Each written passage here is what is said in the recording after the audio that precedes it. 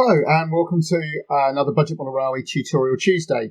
Please excuse me if the picture quality, sound quality, etc. is not up to our usual standards. Doug's at school. I'm obviously a bit at home now. Got a bit of time, so I'm going to do some videos myself, but we're using the older camera and a more basic setup. But hopefully it'll still be useful. So what I'm going to show, start to show, part one this week, is how to turn this, which is a HO Lima intercity coach. You could pick these up really cheaply, a few pound each, because they're HO, and everybody in the UK does double O. They're actually quite a nice shaped coach. I've got quite a few of them bought cheaply. This one, as you can see, was missing its bogie. And we're also going to use one of these, which is the Lima shunter that you're quite familiar with. You've seen me do videos on them. And again, you can pick up for around £10 if you're careful. Don't pay any of the stupid prices people charge for them. So what we're going to do, first off, is we're going to take the motor out of here. Now, that's quite simple. This little motor is inside there. They live in there. And they're screwed in through these. And you literally just take a screwdriver, undo the two little screws, and this will come out. This is the motor bogie. Now, you will then find that this plate, which is the pickup, will fall out. So just make sure you hold it in by putting the screw back in again. Now, this will then work on its own. It's a power bogie. So it's got the pickups and the motor. So that will sit and run up and down the track on its own, which is quite useful for what we're going to do, which is convert them into little mini rail buses. So I'm not sure whether you've seen these years ago in a layout that I tinkered with. So I did these originally to be HOE, narrow gauge. Potentially with a Kato chassis. And all I've done is chop the coach about.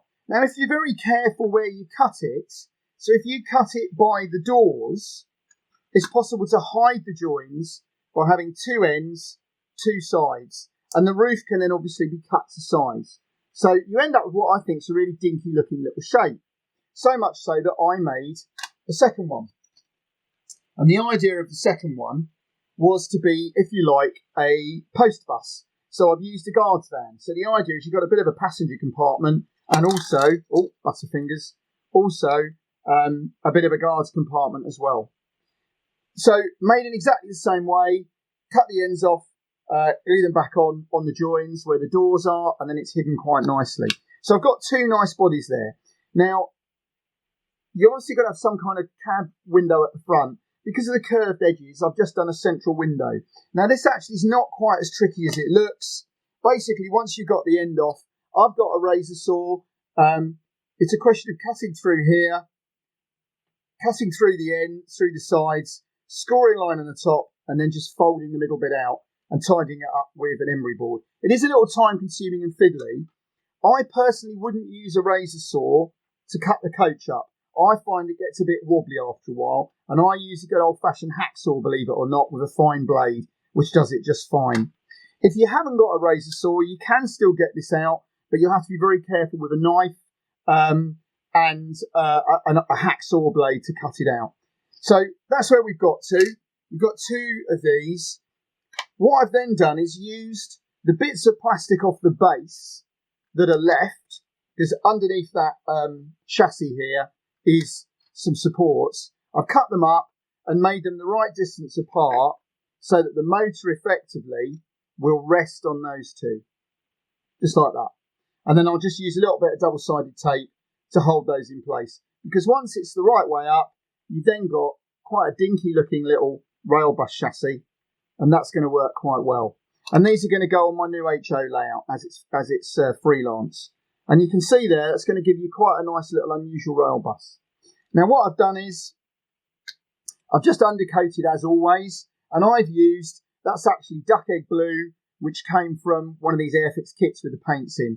But any decent matte, light colour, because I'm going to use light colours. And I've just brushed that on as always. I don't, as you know, I don't bother with airbrushes. It's not actually a lot of work. It's about an evening's work to end up with two of these. I think it's going to be only a couple of evenings' work. I suppose at the outside it might cost me £15 to do this each, including the motor. In fact, because I got the coaches for about £2 each, and I picked one of these motors up for a £5, it's really a bit less than a tenner. But even if you had to go and buy the stuff, it's going to look quite nice. And what I'll do is I'll do a little update once I've got the paint on, because I'm toying with the idea of doing it a little bit different and doing it orange because it's a post bus. So it's possibly going to be beige and orange. I'm quite enjoying this whole freelance thing. So there we go. That's a little introduction. Really nice and simple. Just need a couple of kits, a screwdriver and a couple of tools. And we're going to end up with rather a nice little freelance Railbus family. And so more of those to come. So thank you as always for watching. Hope you don't mind the poor quality. And we'll speak to you again soon. Hi, thanks for watching the video and for the nice comments. Click on the left for a previous video in this series. Click on the right for another video you might enjoy. And please don't forget to click to subscribe, like, comment, etc. Thanks again.